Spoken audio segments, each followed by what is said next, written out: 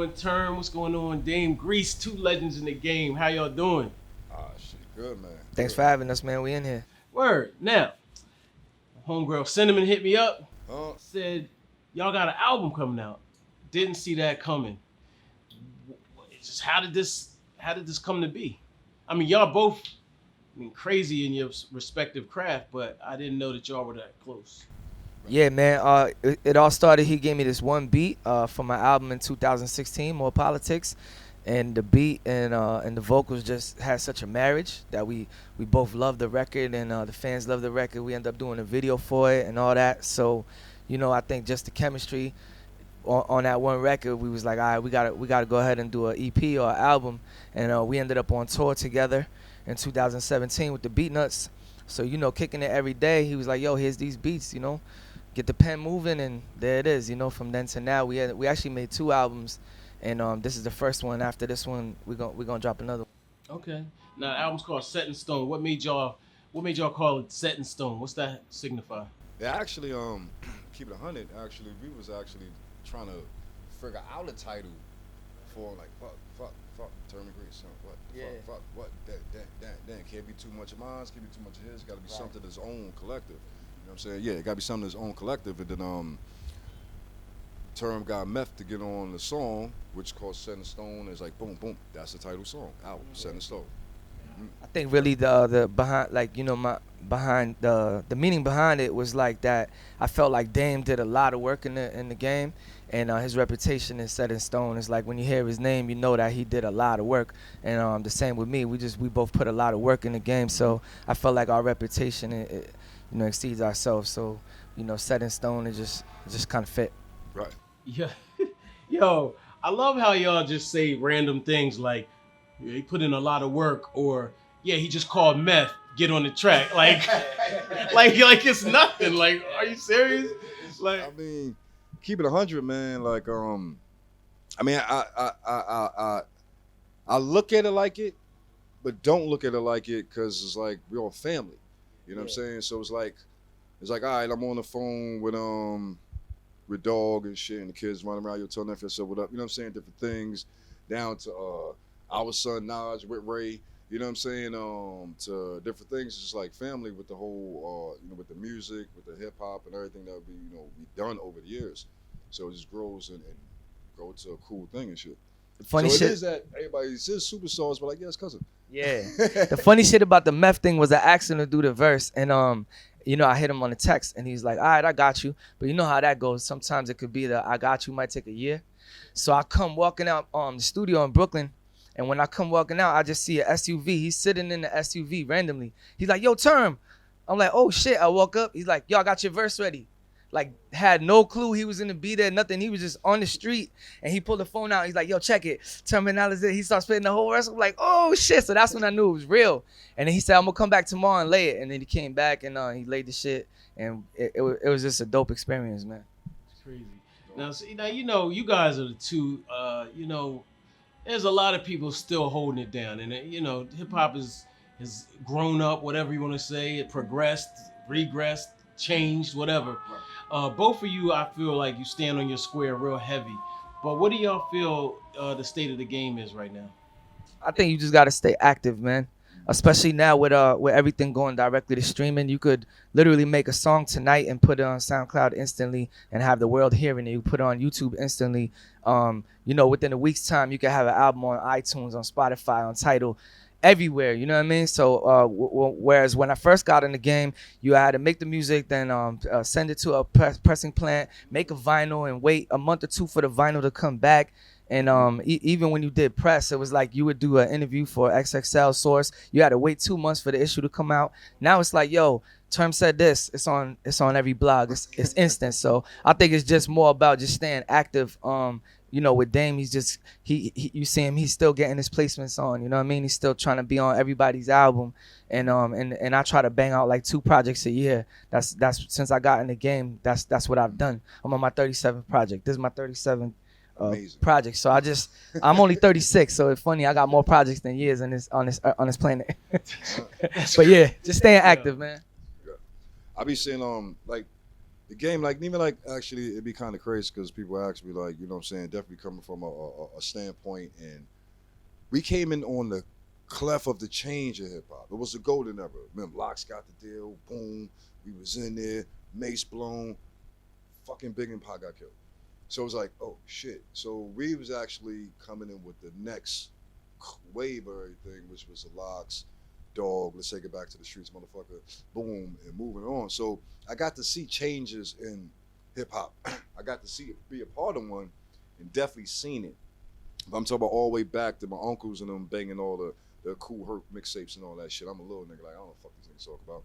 Then when I came in with one of my homeboys who I started with, they was actually, it was the new get gummies and that. And he was like, yo, fuck out of here with that shit. What y'all gonna do? Motherfucker killer shit, and pew. And that's the move. So that wasn't even a change. Until now we got actually, music is more colorful now. You know what I'm saying? We got a lot of kids, boom, so on and so forth, and different things. And I look at it as that I only relate to music when I was 14, 15. So I still think with that mind, what was in my CD player.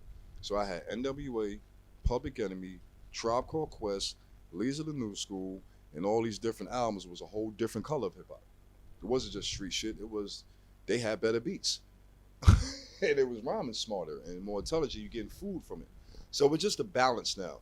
You know what I'm saying? And with shit like this album, and even more people maintaining more of a balance.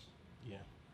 Now I heard the song Heartbeat. It threw me. I'm not gonna lie. I was like, whoa. It was a lot. It was a little. I don't want to say softer, but it's a less of an edge. Right. What made y'all go in that direction for that video? Man, if you listen to the lyrics in the song, it's like they're really deep. It's real introspective, you know what I mean? And I think that kind of comes with growing up. It was like we did a lot of dumb shit, you know what I mean? We did a lot of street shit, a lot of dumb shit. All my cousins is gangbangers. My whole family is, my whole clique. We come from that shit for real, and we still got to deal with that to this day. You know what I'm saying? But I think like, kind of what I was talking about on the record was like growing up. It's like we got kids now. It's time to sit down and make accounts for these kids. It's time to not just throw your life away off any little stupid shit for your pride. It's time to raise these children, man, and make good decisions and just be a grown ass man and be accountable for what you got going on. And I think it's like that also has to reflect through your music, because people, when they hear your music, man, they want to hear who you really are. They don't want to see you fronting. You know what I mean? You could make 100 songs that's not really you, and people are gonna see right through it. So every word that I said in Heartbeat, it just kind of like, it really was how I'm feeling as a man now. Mm-hmm. Now you just noted you have more albums than you have years on this earth. How do you stay creative? I mean, that's a lot of writing. You also mentioned pen. See, I pay attention. You know what I'm saying? When you're writing, where does that come from? I mean, that's heavy. I find that very deep because and this is just my opinion. Some might take this with offense, but anybody can say some of the stuff that's out here. Yeah. You can freestyle off the top of the dome in a similar way that people are rapping to now. And I think a lot of people do that. They just go in the studio, punch in, you know what I mean? But how do you stay creative? Because when you're thinking, it's a little different. Yeah. You know what I mean? It's just a competitive nature. Like, I started out as a battle rapper. So that hunger inside, like, I never lost it. And just doing this professionally, like, I don't have a job. I haven't had a 9 to 5. I've been living off of rap for over 10 years now. So this is my only job, you know what I'm saying? A lot of people get up, punch a clock, go do other things. Like, I get up, I go to the studio, I get up, I travel, I do press, own 2 clothing companies, I do social media consulting, I shoot videos, I make beats. I'm just hip hop. I live it every day. So it's easy to make a project when that's all you do. You know what I'm saying? But the hard part, I guess, is like saying something that you never said before. How do you make that pen move when you're on your 10,000 song? How do you make that pen move where you can still touch people? That's the hard part. I guess I gotta draw the inspiration from the beats. That's why working with Dame was real easy, because the beats were so dope that's what comes out of you. A producer would send me 100 beats. I might not use one of them, if none of the if it don't draw nothing out of me, you know what I'm saying? So with his beats, they were easy to write to, and it was like this is my most eclectic project. It was like one beat, I'm like, all right, this is a radio record, so let me write this hook. I'm gonna have homie sing it. Oh, this one is introspective. This is about me going to church and XYZ. Oh, boom. All right, this one, there's some street shit with Sheek Luch and MOP. I know how to where to go with that. You know what I'm saying? So it's kind of easy when you do it professionally, honestly, from the heart. Yeah. What about you, Dane? What keeps you creative? Oh shit, life. Like life. I just turned the term. Like where I live now. Like I live like he's from the South, and he said I'm more country than them niggas. You know what I'm saying? Because I live like in the woods.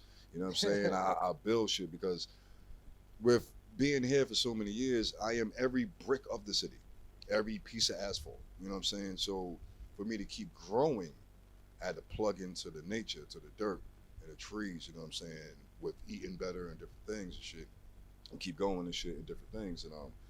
And as I said, I'm building a bigger satellite. Because with me being producer, I hear shit from out the skies already.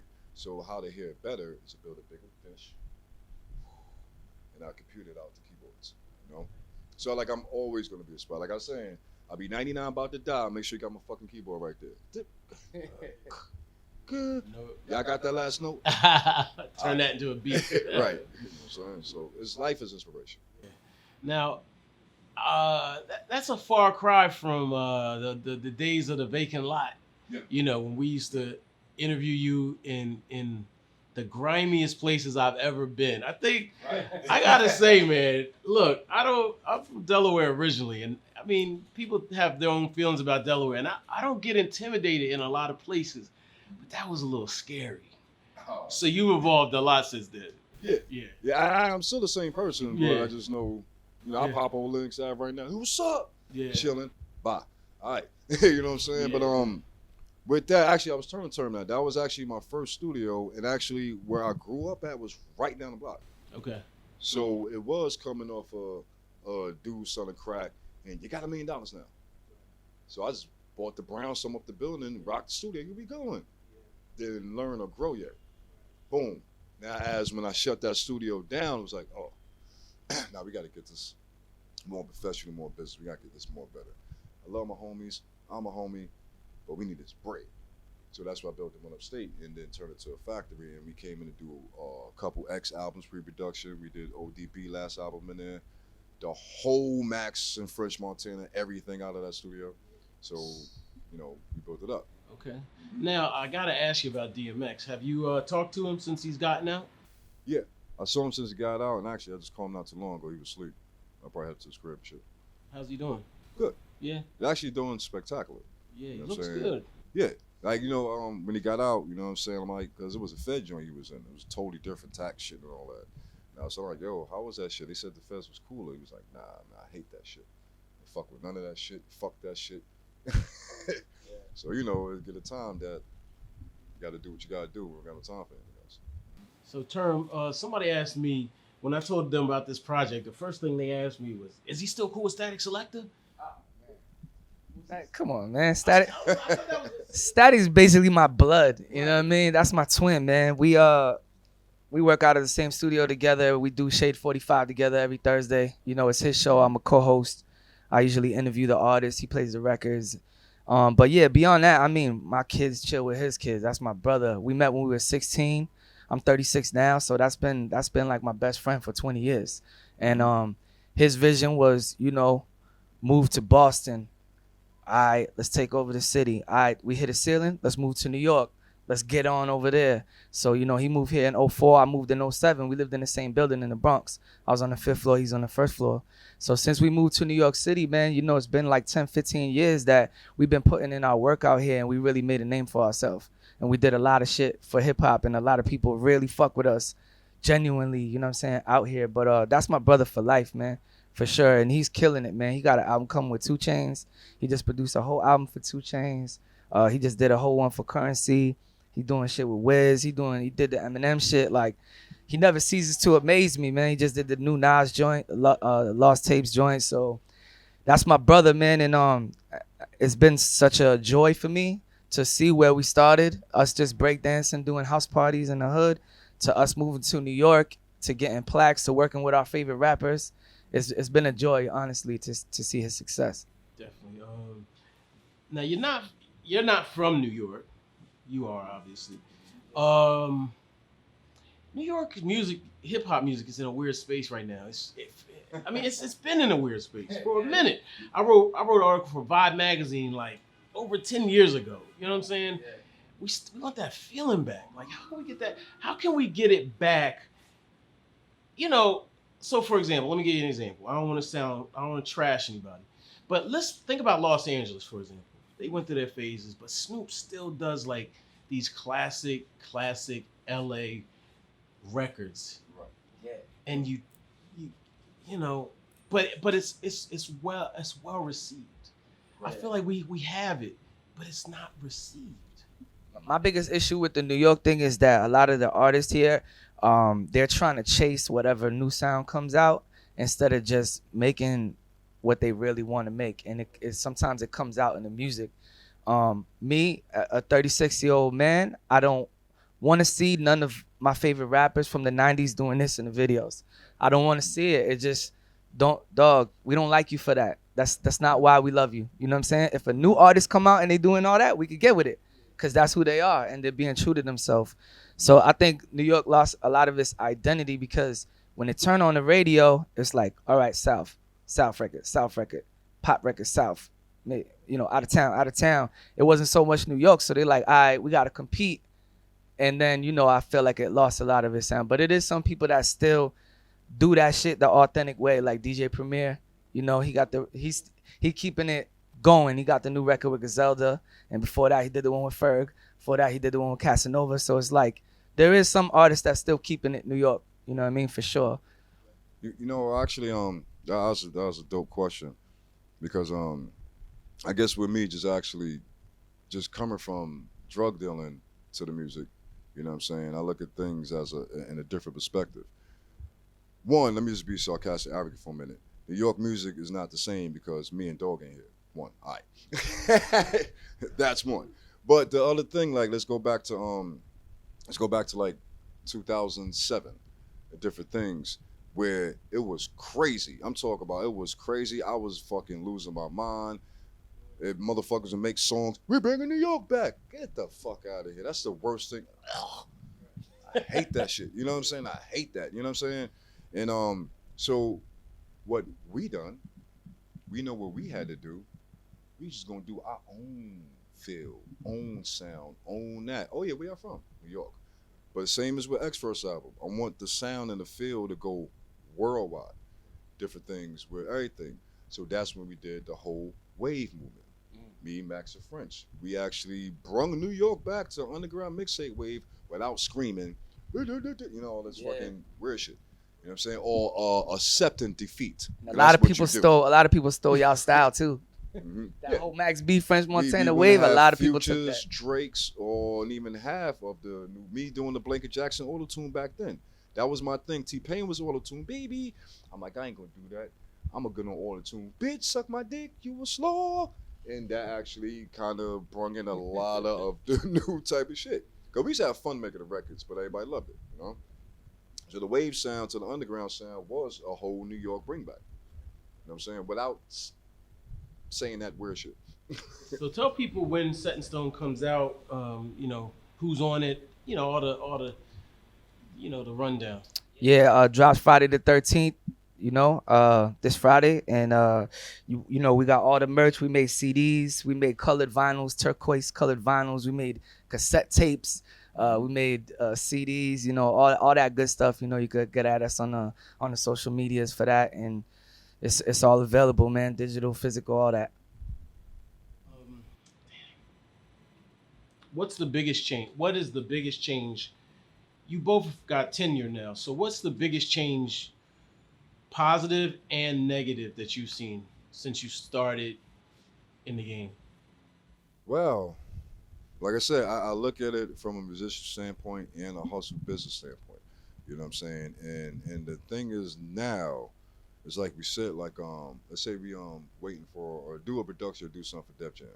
You know what I'm saying? So as forth as we have to have 15 different signatures to get it, or this and that. Wait 2 weeks, everybody lawyer got to so forth. Now, with direct deposits and the streaming and different things is more, more direct and faster. You know what I'm saying? That's the thing. I definitely do want to add this in for the young dudes that actually that's making it. They're making buku money because I actually am sitting there adding up because you don't have to go through 18 different signatures to get your fucking bread. Your bread is direct, and that with everything that we got now, the internet, different things. You know what I'm saying? We have soldier boys. You know what I'm saying? And you look at it, it's like I'm like this little motherfucker ingenious. You know what I'm saying? You sit in your fucking crib. I don't know nobody. Upload. Yeah. That's it. What were you doing? That's the good part I about spent $200,000 in Sony Studios fucking Yeah. recording live on Linux. I mean, look at Lil Nas X. I mean, dude had a $30 beat. $30 beat is. I say, the pro of it is that I think that the accessibility now, you can just do whatever the fuck you want, and you don't need a deal anymore. You could be your own label, and that's the pro. I say the con was the way that the labels like really shut the door on the physical copies. Cause I remember when I used to make so much money off the physical copy. Right.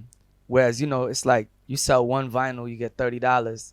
You know how many streams you needed to make $30. Right. So it's like they bought all the streaming companies. You know what I'm saying? And then now they tell you how you can sell it, where it's gonna go, and how much you get paid. So they really monopolize the game and like shut the doors on a lot of shit. That's the negative point. Like, even when you buy a 2019, I'm blessed, I got a 2019 car, and I was very offended when I bought my car and it didn't have a CD player.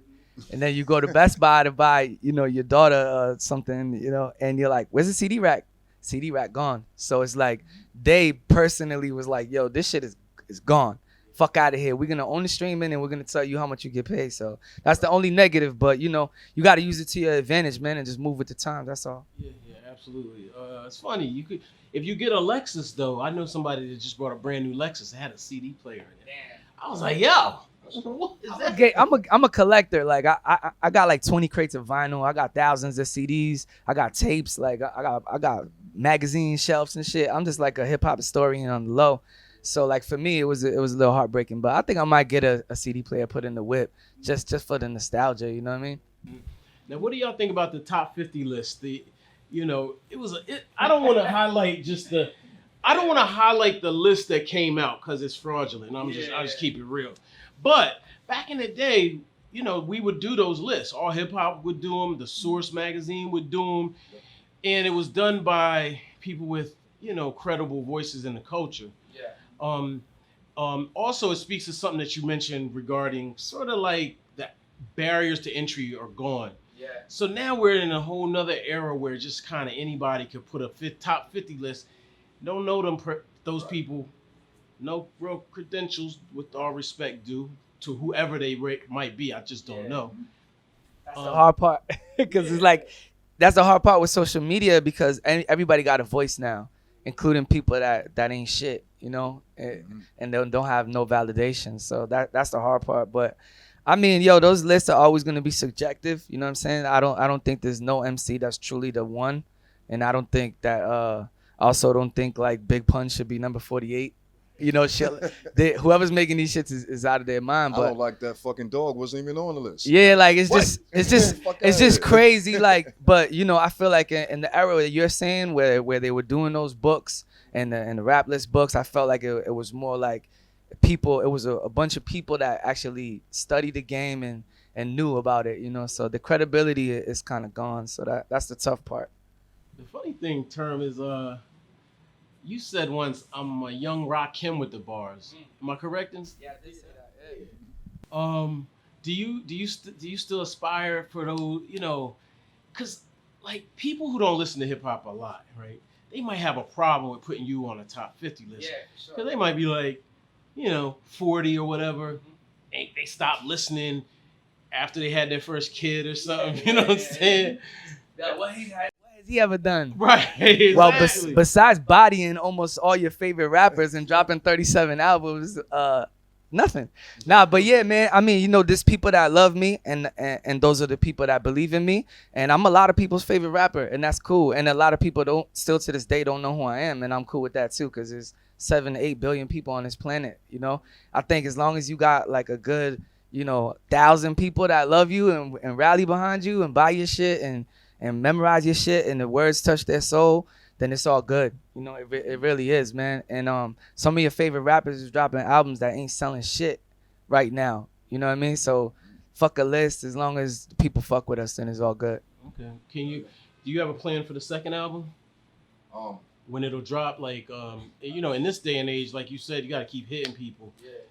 It's kind of like a lost tapes, you know what I mean? Because we did so many fire records, but I feel like this one had to be like a story. It was like a movie. So the next one is almost more like a compilation of just fire joints that didn't make the project. We got some real dope features on that one. On this one, we got Method Man, we got Vado, we got Fizzy Womack, MOP, Chic Luch, Bun B, of course. We did a video with Bun. Shout out to Bun, that's my big bro. And yeah, man, the next one is packed too with a bunch of dope features too. So probably right away, man. It's no time to wait. You know what I'm saying? Let's get this music out. Okay. Final words for the people. Senso on Friday the 13th, you know what I'm saying? I need everybody to check that out. Actually, you're gonna get something real dope. And just like you said with Heartbeat, it's like I wasn't expecting that. Yeah. You know what I'm saying? It's like, yeah, if you think a term, you come Yeah. I'm coming with some dark hell beats. Nah.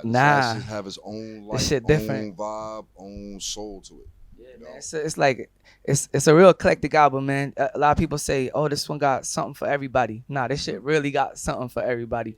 So yeah, make sure you check that out. Follow me on all the shit at Termanology ST. Cop the album. Right. You can hit me up, Instagram at DameGrease129 and everywhere else. Twitter, Dame Grease, Facebook, Dame Grease, DameGrease.com, WaveGig.com, you know what it is. I really don't talk about that sucker. I be wanting God to do his work. I don't want to. I hear that. I let God do it. But actually, but what's out there, I know that, you know what I'm saying, from the 75 years, the charge has been overturned to 15 and different things, you know what I'm saying? And he's actually waiting for a court date to see when he get paroled. But where he's at, he's down. That's why he's able to record, computer, and different things and shit. So, you got kids to get back to, man. Fuck us. You know what I'm saying? Hell yeah. Yo, what up, y'all? I'm Termanology. I'm Dame Grease. Shout out to all hip hop. Thanks for having us. Salute. Set in stone. Bang, bang.